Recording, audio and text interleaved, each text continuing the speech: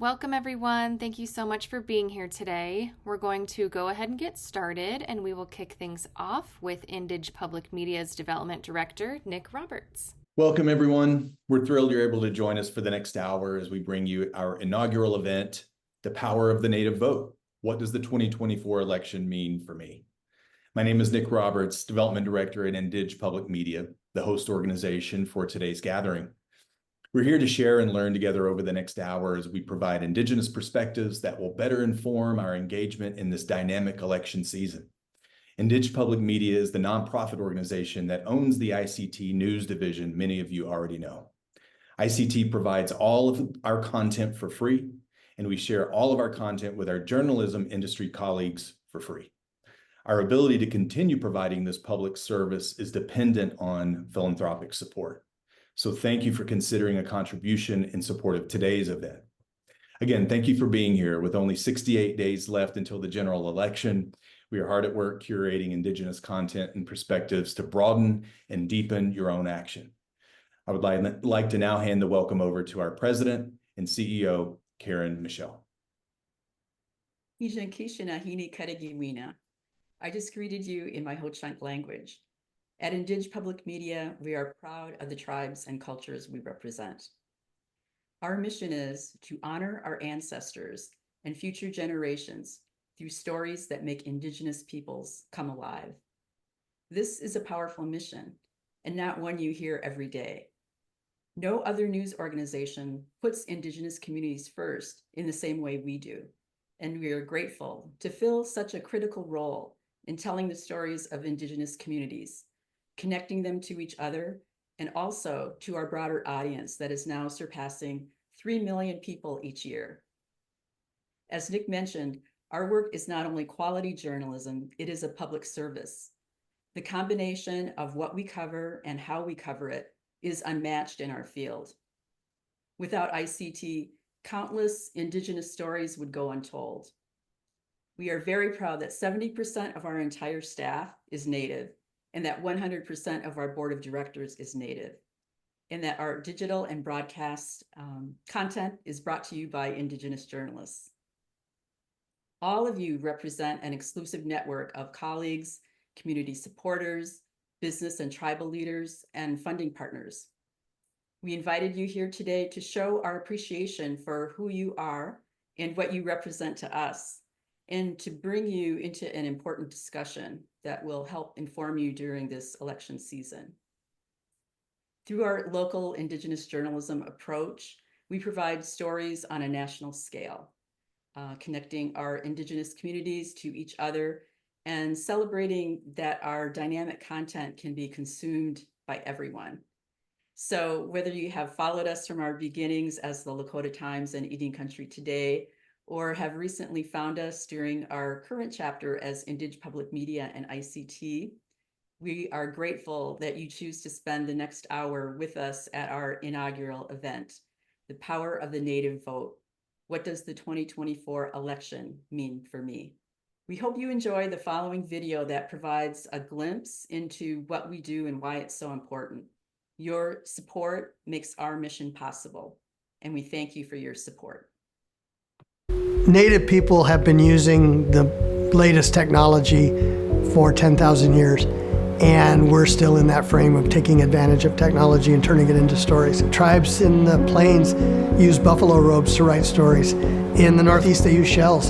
In the Northwest and other places, it was petroglyphs written on stone. I mean, the idea of how we tell stories is universal. Everywhere that you look in every part of this country, there are Indigenous people who have inhabited the land, who have taken care of the water since time immemorial. We're only better as citizens if we learn about the first peoples of this land, the ones who have cultivated the exact buildings and, roads and trains and planes that we fly on. It is a real duty of everyone to learn about the Indigenous people of the places that they live. I think it's important to have Indigenous voices telling Indigenous stories, and working with a majority Indigenous staff, you don't have to explain why a story is important. You don't have to fight to have your voice heard. We all come from different tribal communities across the country, and there's a respect and understanding that most newsrooms might not have. Without an organization like ICT that can uncover and represent tribal communities and Indigenous perspectives through our mediums and our platform and to our audience, critical content is not getting out there, and a tribal perspective is not being well represented. ICT has shaped the way I see journalism. That showed me that diversity and inclusion is possible within the journalism industry. I think up until recently, newsrooms were predominantly white male. A lot of things that aren't traditionally newsworthy are newsworthy to people, being from different walks of life. One of the most memorable experiences that I've had at ICT was interviewing Vice President Kamala Harris in a one-on-one exclusive interview at the Gila River Indian community. That was so impactful because Vice President Kamala Harris is second in command in our entire nation, and it is extremely rare for federal officials, especially high-level federal officials, to talk about Indian country and our issues. It was so meaningful to be able to have that moment, but I think perhaps what was even more meaningful was to see the reaction from Native people to that interview.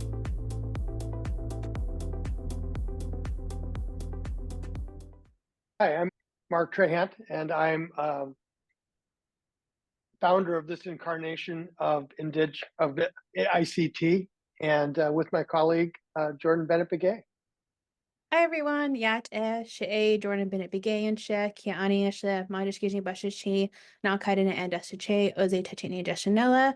Obviously, I'm Navajo, so it's just so great to be here with all of you. And thanks for choosing, for the next hour of 50 minutes to be with us. Hey, Jourdan. Well, it's election time again. Yep, Mark. It's my favorite time in the newsroom. It's a little bit chaotic, but I'm excited for it.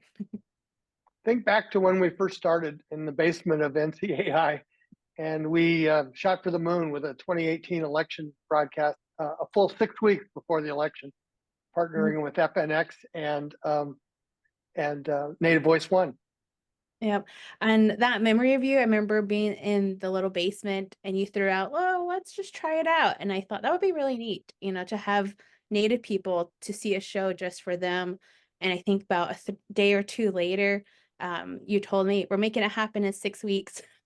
And what a whirlwind it was. I mean, there's nothing out there like it. And now we're going to our 4th election show with more experience and knowledge than ever. And there's so much we learn in the process. And I have a long arc. I've been writing about some of these issues for 50 years. So I've seen a lot of campaigns. And in the last decade, there's been some really significant changes in Indian country.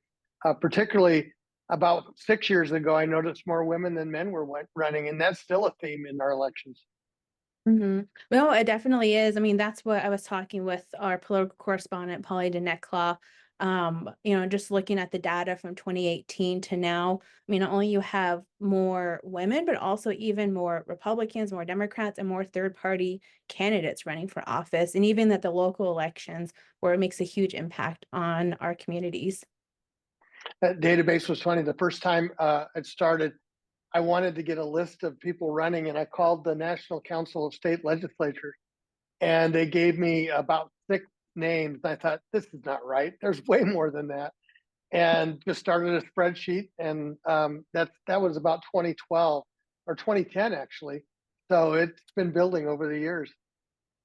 Oh, that's incredible. What, and I think from memory, you even followed Deb Haaland before she even started running for office. Is that right?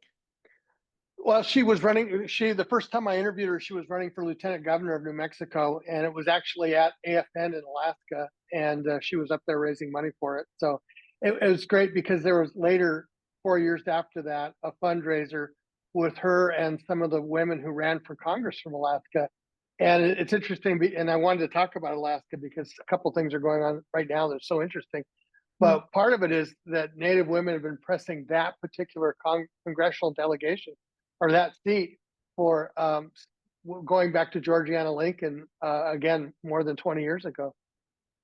Oh, that's incredible. And I think before we go on to Alaska, I mean, just so folks here know, That database we still continue to today. We keep track of all the Indigenous candidates running for public office in the country, from local elections to federal. And we actually, in the last year and a half, we partnered with Advanced Native Political Leadership to make it a more comprehensive. So we're trying to keep track of school boards and even have a federal judge tracker in there. But now, we work with them and are hoping to, for it to grow. And in 2024 alone, we've had a total of 196 Indigenous candidates run for office. And now more than 170 will be on the November ballot. So that's about, in total, about 89% who ran this year who will be running or be in the general election. And when you look back at it, I think in 2022, there was about 140 Native people. So that has definitely increased over the last few years. But I mean, you were talking about Alaska, Mark. Can you tell us what you're seeing in Montana and Alaska for this election cycle?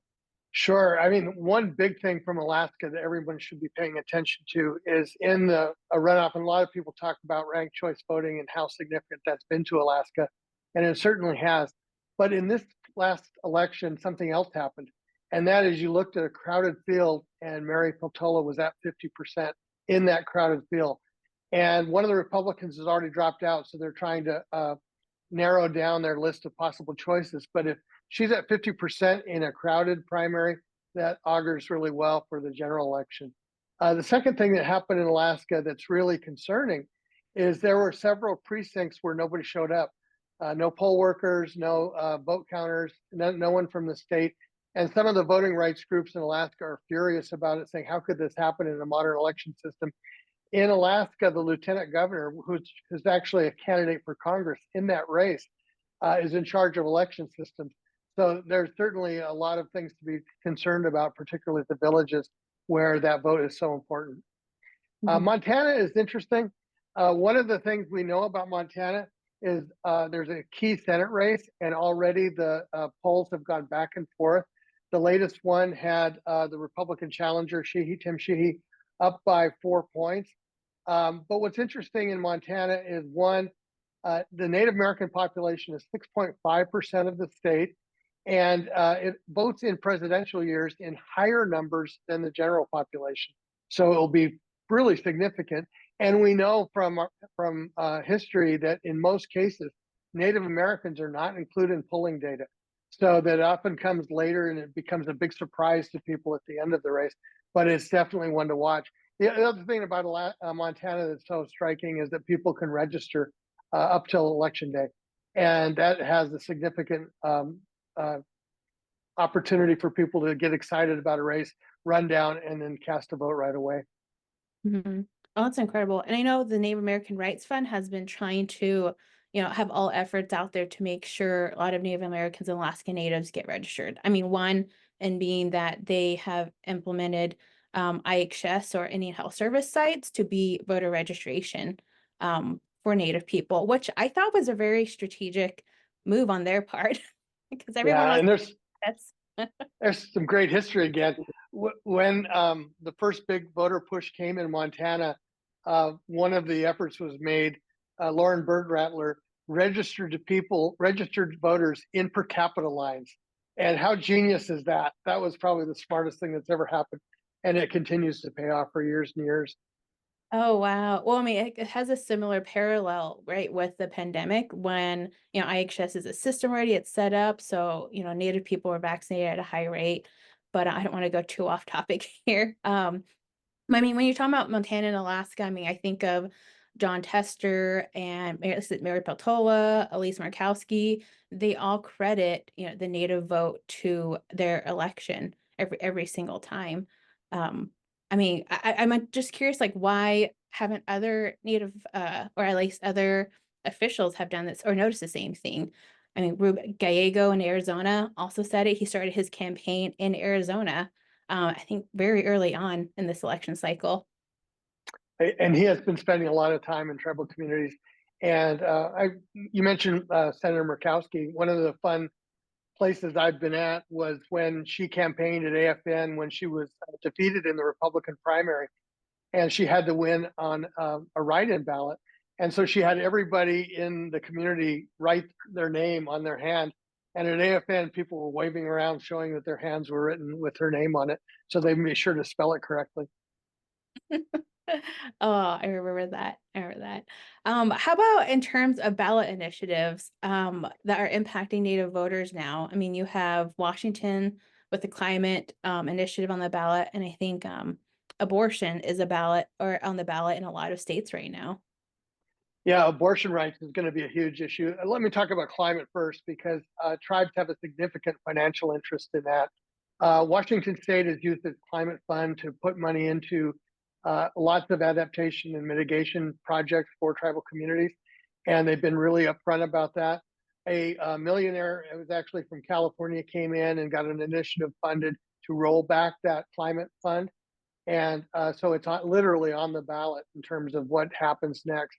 And Washington State's not a swing state, so you won't have the same kind of interest in the top of the ticket, but this initiative is going to be real important.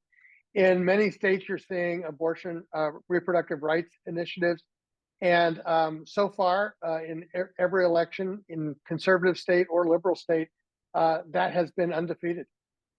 Every time it's on the ballot, it is passed. And so Washington or Arizona's be one of those. One of the other ones in Arizona that's really interesting is two of the judges on the Arizona Supreme Court that pushed to have abortion go back to the territorial law were up for consideration where they could throw them out as judges.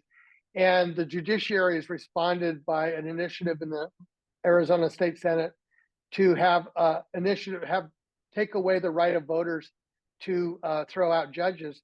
And that initiative is on the ballot, and they made it retroactive. So it'll actually, if it passes, no matter what they do on the judges that are up for retention, they may not have that be part of the law. Oh, wow. That's incredible. And you kind of touched on swing states too. Where do you think the action might take place? I mean, we talked about Arizona. There are other states you're keeping an eye on too. Oh, absolutely. Arizona is, of course, important, but Wisconsin, Nevada is going to be really interesting. And Nevada has already shifted so dramatically, because when Joe Biden was the Democratic presumed nominee, it looked like it was a state that was not going to be competitive, but it's reversed itself almost immediately, and it's now a very competitive state. And a lot of these races, particularly in swing states, it's going to be a turnout election.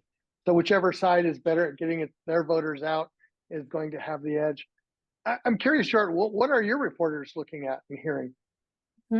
Oh man, we've been looking at quite a bit this year lately. I mean, I just think we're trying to think of all your reporting and how we can continue, that institutional knowledge and carry that forward and move the needle.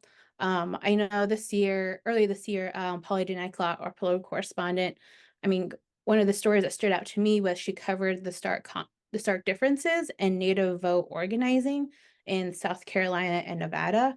And I mean, South Carolina was designated the first primary election by the Democratic National Committee, which was changed, from Iowa. Iowa is usually the first one in the year, but I mean, the committee said that South Carolina was more diverse than Iowa. And they have their other reasons, but that was the gist of it. They kept pushing that. But when you look at the census data, there are about 8,500-ish Native American Alaska Natives in Iowa. The Meskwaki Nation is also located there, right? And then South Carolina also has 32,000, Native American Alaska Natives. So, and also has a federally recognized tribe, the Catawba Nation.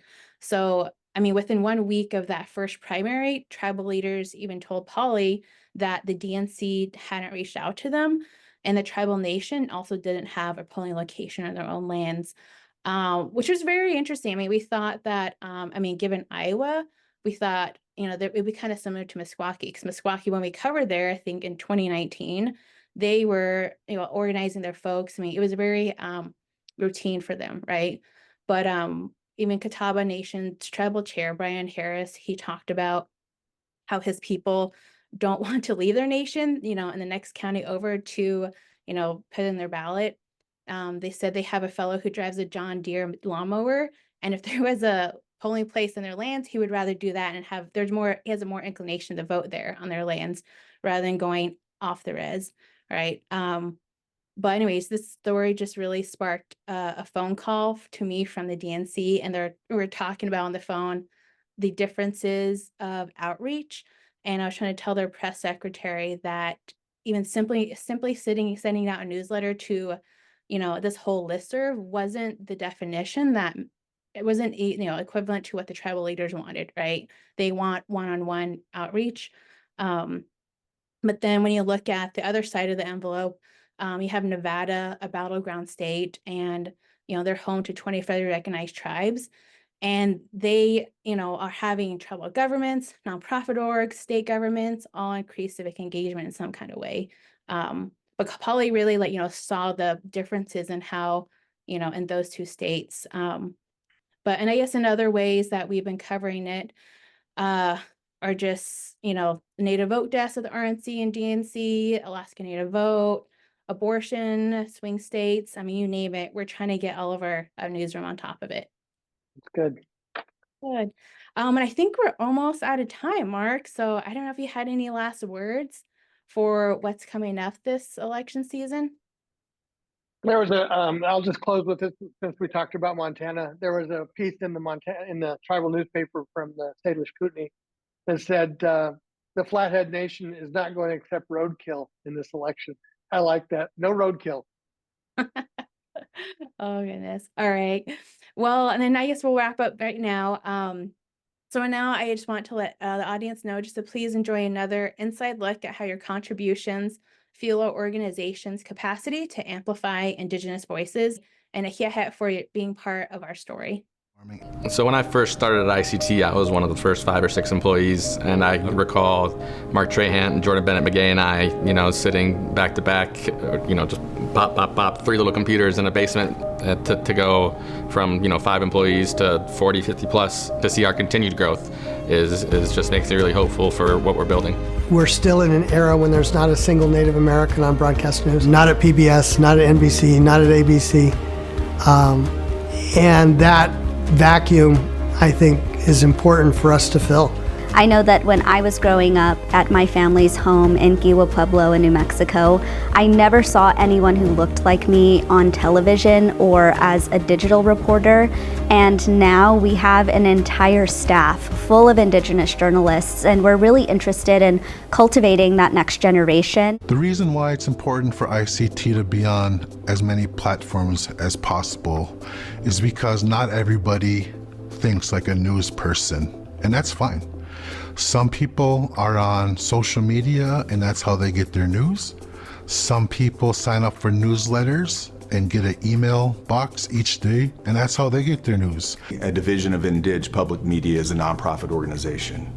We exist by way of philanthropic relationships, individual donors writing a check, private foundations making a grant, special events and sponsorships garnering funds that ultimately fund our operations at 100%.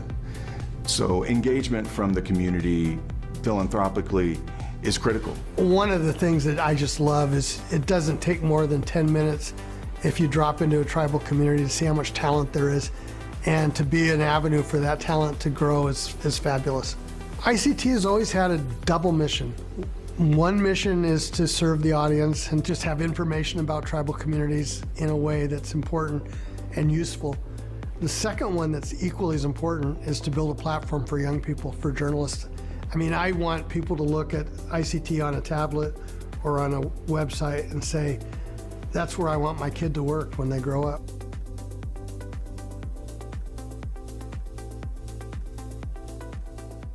Hi, everyone. Jourdan Bennett-Begay again, Executive Editor of ICT.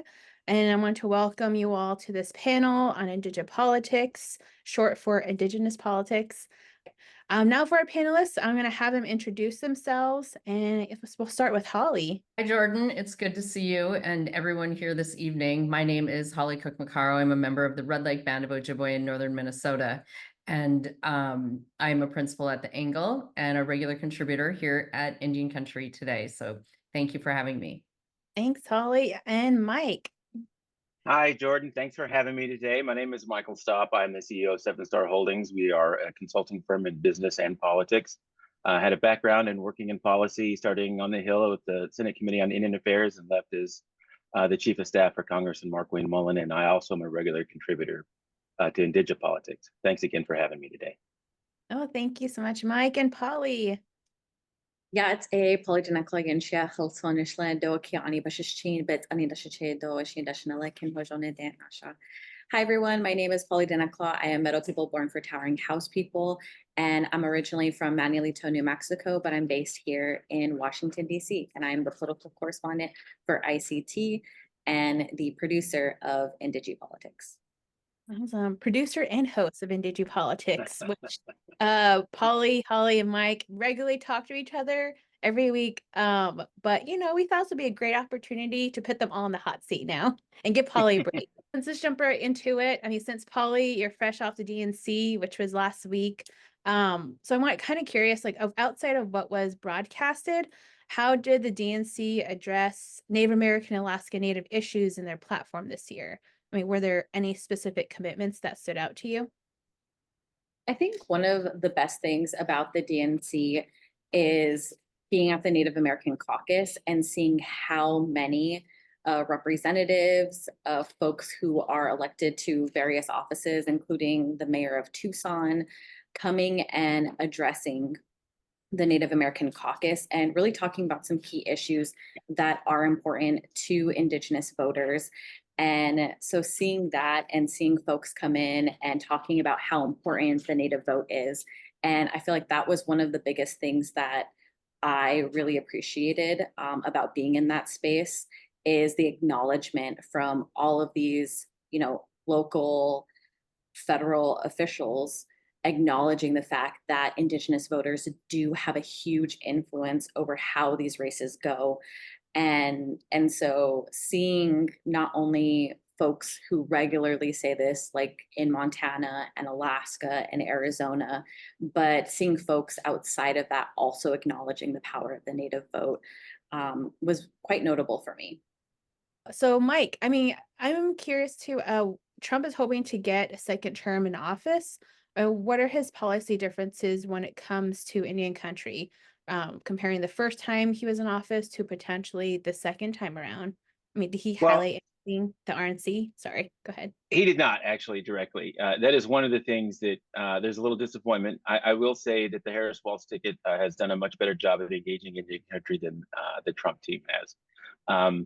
It's something we've been working on and talking with them about to try to get them more proactive. But when you start talking about policy initiatives, the biggest impact that Donald Trump had in Indian country actually wasn't from policy. It was from his appointment to the Supreme Court.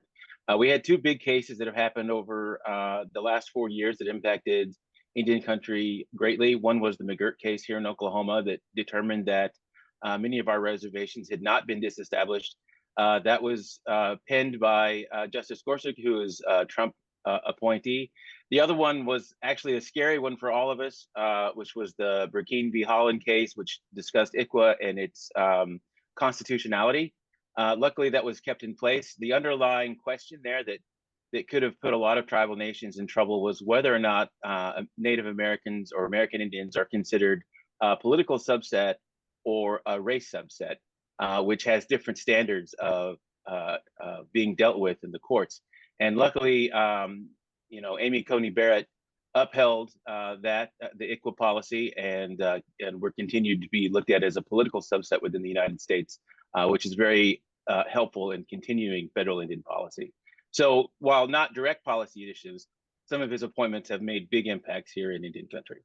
Okay. What about his, campaign differences? Have there been, I guess from the first and second time around?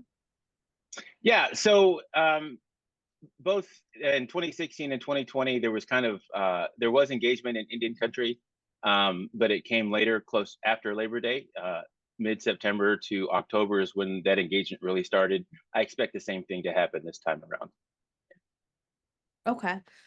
Holly, what about Harris's, Kamala Harris's policies for Indian country? Jourdan, given, this abbreviated timeline that we have for the remainder of the campaign and the new Harris-Walz campaign team hasn't put out a new policy paper.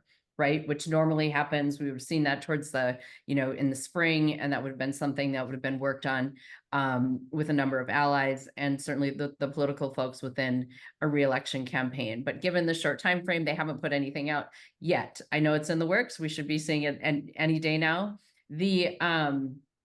What I will say is that this Democratic ticket, it represents the most experienced ticket we've ever seen in a presidential campaign. The backgrounds of Vice President Harris and Governor Walz and their experiences and track records with Indian country, I really present us with the most educated ticket that we've ever seen, and what I think that will mean for Indian country. Because I think it's always ignorance, right? That gives us bad decisions or bad policy. But when people are educated about Indian country's issues, they fall on the right side. That it seems to happen over and over again when people learn and have that sort of experience. So I think that is probably the most important thing that we can see right now. Like I said, I want to get out in front of our team on what the policies are, but if you do want to dig into what that might look like, we've got Harris for the People. She had put out a policy statement in 2020. There are pieces from that. I feel very confident that she will have that same commitment to holding the White House Tribal Nations Conference each year, which we all know is such an important driver of action and accountability within the administration. And like I said, the experience and interactions and relationships that Vice President Harris and Governor Walz have within Indian country are really going to be the foundation, and a very good one as we move forward. And I did want to note as well that specifically with Harris, while we do have the examples with the Trump administration and their handling of Native issues and Indigenous issues, for Harris, she was vice president, and then for a very short period of time, she was senator. And then before that, she was the attorney general for California. And so we really haven't seen an extensive amount of work that she's done specifically with Indigenous issues, because as she said, when she was in California, her client was the state of California. As vice president, she fell in line with the Biden administration and what his platform was. And so there's just a short period of time where we see the work that Harris has done. And there are critiques of Harris, especially as her time as Attorney General of California, where there was a lot of controversy over letters that she sent. And there's still, she again turned to her client, the state of California in that case. And so that's just something that I do want to add to contextualize the conversation as well. And I think there's also controversy with Tim Walz too, because I know a lot of Native people are saying he was the one who let Line 3 go through Anishinaabe territory. So it's a very interesting time for Indian country right now. Can I jump in on that piece in regards to Governor Walz's record in Indian country? If you want to point to one thing in Minnesota, that it's not Line 3 is an important piece of that, but there is a long list of accomplishments of the Walz-Flanagan administration with the tribes in the state of Minnesota, and I don't think those should be ignored in terms of what his familiarity is and his listening and responsiveness to the tribes in the state of Minnesota. Okay, Holly, thank you. Mike, go ahead. I just wanted to say one thing. There is a place where Holly and I agree. I was glad to hear what she said, that the challenge, and I think every one of our watchers knows that, is ignorance about Indian country and Indian policy. Certainly, Governor Walz has a step up there over the other three candidates that we're looking at here. But we continue to work, hopefully, with both sides. Whoever gets elected, I encourage our tribal leaders to engage and overcome that ignorance. So thank you for mentioning that, Holly. I think it's an important aspect, regardless of who wins in November. And to kind of shift gears a little bit, to focus on Native voters, this is the question to all three of you. What are the key battleground states you're seeing for Native voters this election cycle? I think the obvious ones are Arizona, Wisconsin, and Michigan. Minnesota was being contemplated as a possible battleground state, but I think with Tim Walz, Governor Walz being presented as the vice presidential candidate, Minnesota probably is no longer in play. Montana is possibly, as Mark talked about, could come up as a battleground state. There's a lot of groundswell for the Republican nominee there, but there's also quite a few tribal leaders that don't always agree with that. But I would say that the top three would be Arizona, Wisconsin, and Michigan. And I would just add to that list Nevada. And there has been a lot of work in Nevada around the Native vote and making it as accessible as possible for Native voters in the state. And so I'm really curious to see the impact that that will have on this presidential election. They do have a huge sway, especially in northern Nevada. And so I'm curious to see how the Native vote will do in that area. And again, there are thousands of Native voters who do live in the Las Vegas metro area. And so that also is going to come into play when it comes to Nevada. And people often don't think of Nevada as as a rural place, but it is a very rural state. And so there are a lot of Indigenous nations and Indigenous voters up in northern Nevada. And now, as they said in Nevada, they are creating a voting ecosystem. And so they have a ton of initiatives that they're doing. And one of my favorites is that they're having folks who are, living in urban areas, and they're having them go and be poll workers on sovereign lands. And so I think that's one of the best things that I've been seeing there. And they're also just doing a lot of education on voting, as well as voter registration. And they've even implemented that new voting system where Native voters can, if they want to, and they do live on sovereign lands, that they can use the same system that military personnel who are overseas use in order to vote. And so that option has also become available for Native voters. And so they can, if they have internet access, they can vote from the comfort of their homes through that system. And they're also working on making sure that ballots, like mail-in ballots, are getting delivered. And so it's just like tribal leaders, tribal governments, county governments, the state in general, the Nevada Indian Commission, and also local organizers and advocates who are all working together to increase the power of the Native vote. And we have definitely seen an increase in civic engagement in Nevada because of those. And so I'm just very excited to see how that is going to impact this election.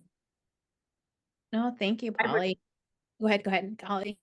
I think there's a very important state left off that list, and that's Pennsylvania. And which is the biggest prize electoral in the Electoral College there. And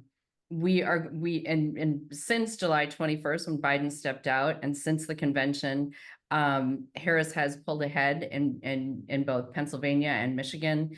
I expect those races to be neck and neck as we see this race play out through the fall. Wisconsin is obviously very important. Minnesota, while somewhat purple, has certainly trended blue, the way Arizona kind of has trended red. But all of those states, I think importantly, since July 21st, when Biden had what was either considered a very, very narrow, even non-existent path to victory, Harris has carved out a couple of different paths. And in order for Trump to win, he's got one way through, and that's through Pennsylvania, Michigan, through what they call the Rust Belt states. Whereas Harris has carved out actually a second now through the Sun Belt states. And so I think coming off of the Democratic National Convention, and I'd like to correct that, Harris has a very deep record in Indian country. All of those positions, when you go into this job as president, with experience as both a district attorney in the city of San Francisco with a very large urban Indian population, to being the attorney general of the state with more Native American tribes than any other in the country and the largest Native population in the country, you've got relationships and you've got experiences. And then you're a US senator representing over 110 tribes. Once again, that gives you that wasn't nothing. She was a senator for 4 years. She had relationships and she was supportive, and she was an advocate for tribes during those times. I would say, there, as we've seen in many years past, when someone comes in as an attorney general and has a client as a state where there's built-in tension between states and tribes because of our government to government relationship, we are going to see those differences. I don't ever make excuses for anyone, but because there's always an opportunity to be a tribal advocate there. But I don't want there to be any impression that those were blank slate years.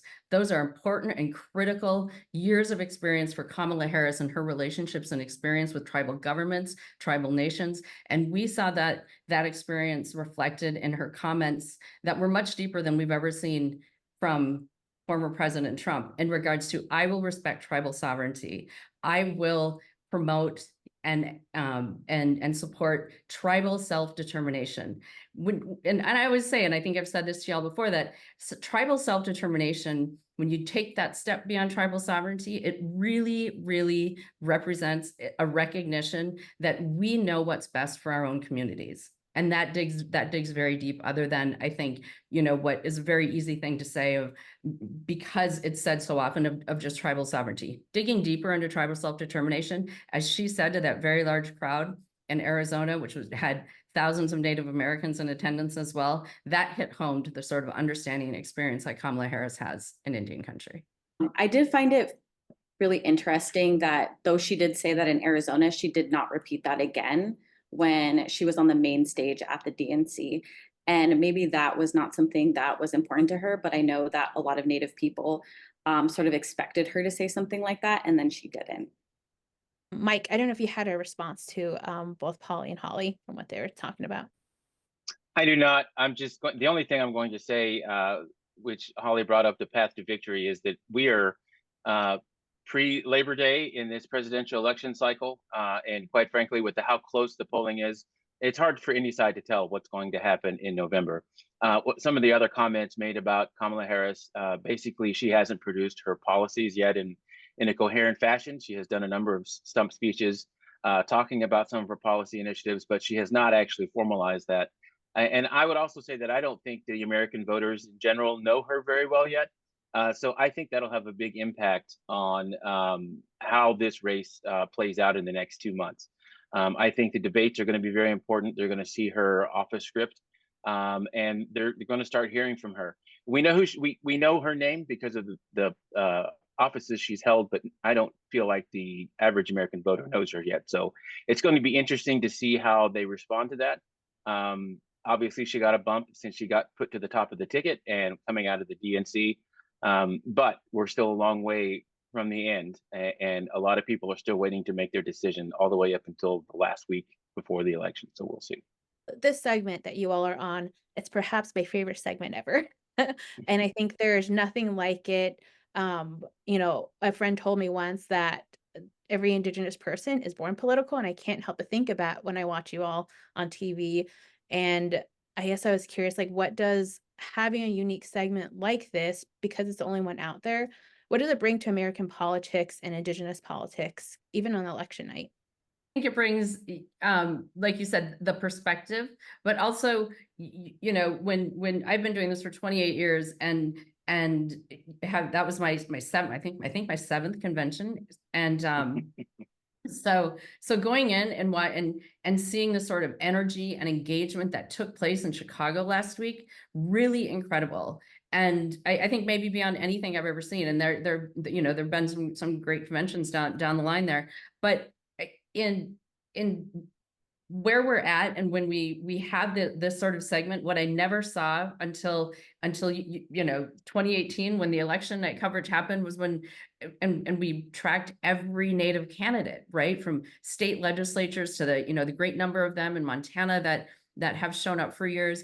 And it was information and news that Indian country wanted to hear, that tribal citizens wanted to hear about our tribal people and tribal races. And I think that has led to the significant number, unprecedented number of Native people running for office in 2024. It's because we're seeing it, we're hearing about it. So, and what IndigiPolitics does and what the election coverage does that is specific to Indian country, I think it's all part of this renaissance we're in, where Native representation, Native voices, really underscoring the importance of seeing Native people in places our children can imagine themselves to be. That's what we're doing here. And I think that it's really important to also note that the coverage that we're doing here at ICT, I guess it's also shocking, but also one of the best things. It's very mixed. I have very mixed feelings on it. But I had a New York Times reporter who was a congressional reporter, and I was there to cover the swearing in of Mary Peltola. And so I was with all of the other reporters, and she waved me down and asked me, she knew who I was. And she's like, "Are you Pauly Denetclaw?" And I was like, "Yes, I am." And she's like, "Oh, I read your coverage all the time." She's like, "I actually tried to go to a Senate Indian Affairs Committee once, and I didn't know what anybody was talking about, so I left."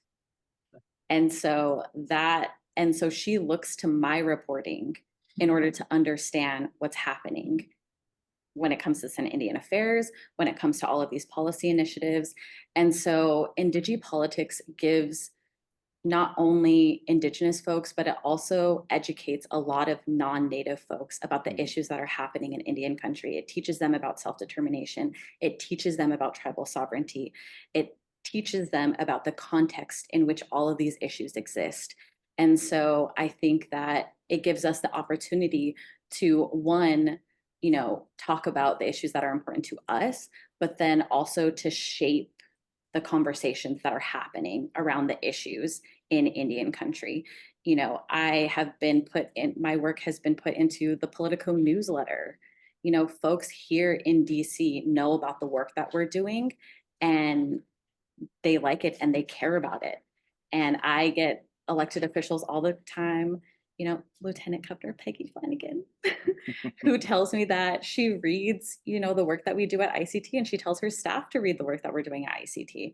And so again, the Treasurer of the United States, Chief Lynn Malerva, she also tells me every single time I see her that she loves the work that we're doing at ICT. And I think that that's an opportunity for Indian country as well. One thing to add to what the lady said, and they both did a good job of explaining it. This year has been unprecedented in presidential politics. And I think one of the things that I focused on mostly in my discussions with Pauly is process. Sometimes the average voter doesn't understand what's going on behind the scenes or how things happen.